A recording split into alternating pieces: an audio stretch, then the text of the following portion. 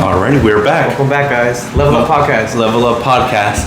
So the last time we talked, we were just kind of like a couple weeks after the All-Star break, and Yes. the Mets were, outperforming. They had a super nice streak. Yeah. I'm pretty sure that I said that the next 11 games were going to be extremely crucial. Yeah. And they've been performing well. Yep. Kind of like what we were anticipating. I know that the trade deadline was earlier this week. Yeah. They were able to get some good acquisitions and stuff. So I'm pretty excited. Kind of like going forward to the end of the regular season. Yeah. They've been stepping it up a little bit, and they also made a few moves in the in the trade deadline. Yeah. And they acquired a couple pitchers. They got Alex Young. I mean, they claimed him off of waivers, but ever since I think they got him like mid-July. Mm-hmm. He's been in the rotation and he's been doing well. They have Phil Matten, Matt Gage, Jesse Winker, and Paul Blackburn.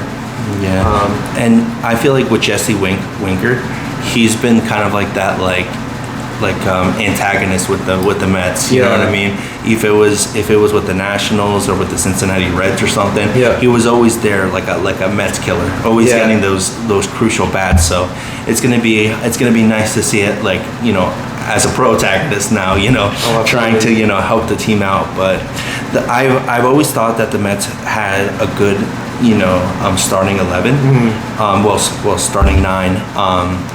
But it's going to be interesting to see where they put him in.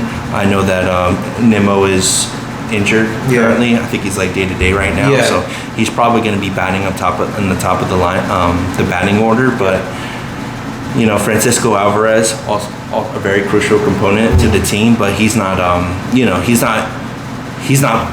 hitting as we would hope. Right. But it's going to be interesting to see because Marte is in the process of his training, recovery back. Yeah. It's going to be interesting to see what the lineup will be. I know. Mendoza's going to have he's going to have a couple levers to pull, you know what I mean? At the same position. So it's pretty much up to him how he wants to do the batting order.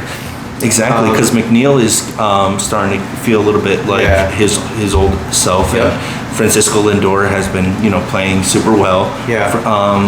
Alonso is starting to hit the ball, starting to hit a little bit better. Mm-hmm. There's a lot of things to like about the team right now. The one big flaw is their starting rotation, but that's why they kind of went big on the bullpen. Yeah. You know what I mean? Yeah. With those acquisitions. I saw this interesting stat. I think since May, they gave up the most saves to opposing teams. Okay. So that shows that their bullpen's not really doing the job, and their closing pitching isn't really getting it done.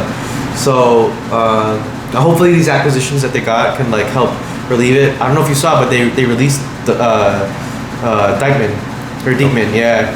Okay. So he was a starting pitcher all throughout training camp and stuff, and Mendoza, which I like, if you're not performing well, even though if you have tenure or you've been around the team for a while, it goes to show if you're not performing well, changes have to be made. Yeah, and I think that's the same thing that happened with the catcher. What was it, Omar Narvaez? Yeah, exactly.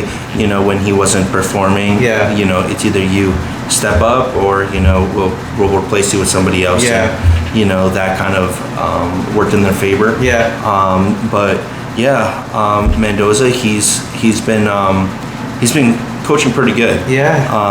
And it's like a different mentality. He's like a player's coach, kind of a little bit different than Buck Showalter. Right. But it's hard. But the thing is that the Mets are right in the thick of it, and I think the last time we talked, they were trying to get to the same, trying to get to the top two, but now they're below, right? Because it's the Diamondbacks, it's the Braves, and then it's the Padres. And I don't see them stopping. No. The Atlanta was pretty got Soler back from the Marlins, I believe. I'm not sure if the Diamondbacks didn't do anything, but they just came from the World Series. Exactly. They still have playoff experience and still fresh in their mind. You know, Yeah, they can still be there. And the Cardinals are also a pretty deep team, so they still have a lot of like baseball left. Yeah, but for it's going to be extremely competitive. Yeah, and they're going to be playing the Braves and the Phillies.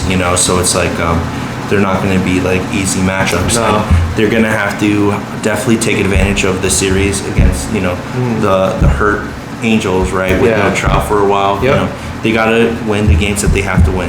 Absolutely. At least for the National League, whoever gets into the playoffs in that wild card spot, they're gonna deserve it. You know what I mean? Because there's still quite a few games left. Yeah. So they're gonna have to be good from now on, all up until September. Yeah, you're right. But yeah, I mean, I like the Mets. I like the way that they're playing right now. I went to go see a game last week. Unfortunately, they lost that game last Saturday against the Braves 4-0.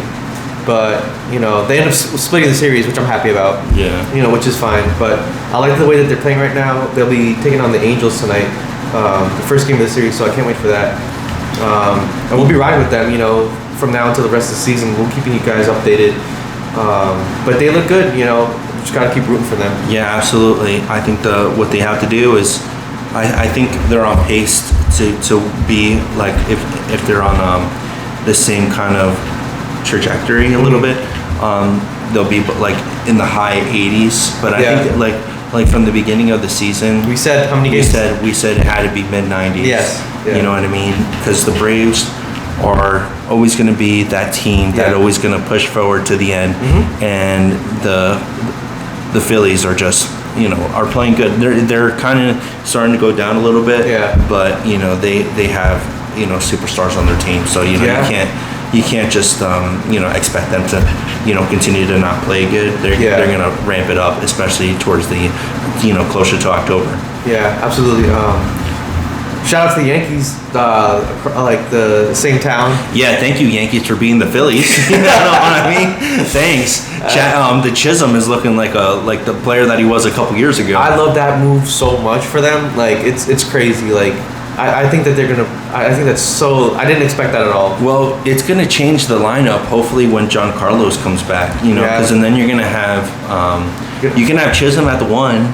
Or you can have Volpe, whatever. Yeah. Then you have Soto, or if you have Judge, Soto, and then John Carlos. Yeah. That's like a super stacked team, dude. Yeah. And when they were healthy in the beginning, they were the best team in baseball by a large margin. Oh yeah. So they just gotta fully recover, and they gotta kind of find their identity with their pitching. Yeah. Because Garrett Cole got wrecked by the Mets. Yeah. Yeah, and freaking Nectar Cortez and Rendon. Those are supposed to be good pitchers. Yeah, no, they are great pitchers. You know what I mean? Like they're good pitchers. I just think they just need to get their groove back. Yeah. Well, they have the talent. Yeah. It's just the execution. Yeah. And they have a good coach, right? Yeah. Aaron Boone. He knows what he's talking about. Yeah. So it's going to be interesting. I'm pretty optimistic about the Mets, but there's still a lot more baseball. Absolutely. They can go in a streak, either good or bad. But we just know that we will be talking about them. Yeah. Because we love the Mets, and we'll be there to the end. Absolutely. So we appreciate you guys listening. And if you're watching the Olympics, go USA. Go USA. I think China's in the lead right now with the gold medals. Okay. I think USA's second with gold medals. Okay. Cool. I think USA might have the most amount of medals total, but China has the most gold medals. Have you seen the video? Well, it's all like a viral meme of the guy like the shooting. Right? Oh yeah, he's been going viral. Yeah, he's like the John Wick or something. Yeah. It's just cool. I saw this thing about him. You know The Incredibles when like Dash has to like go get second place to make himself not look like too great. Yeah. It was funny. There was a whole thing about him in there too. It was hilarious. Yeah, like they were saying like the Avengers, and it had all the participants because there were some that were super decked out with like the gear, and then it's just like him just like rocking solo and his hand in the pocket. Yeah. Like that's just that so is super crazy. cool. But shout out to Turkey. Shout out to Turkey.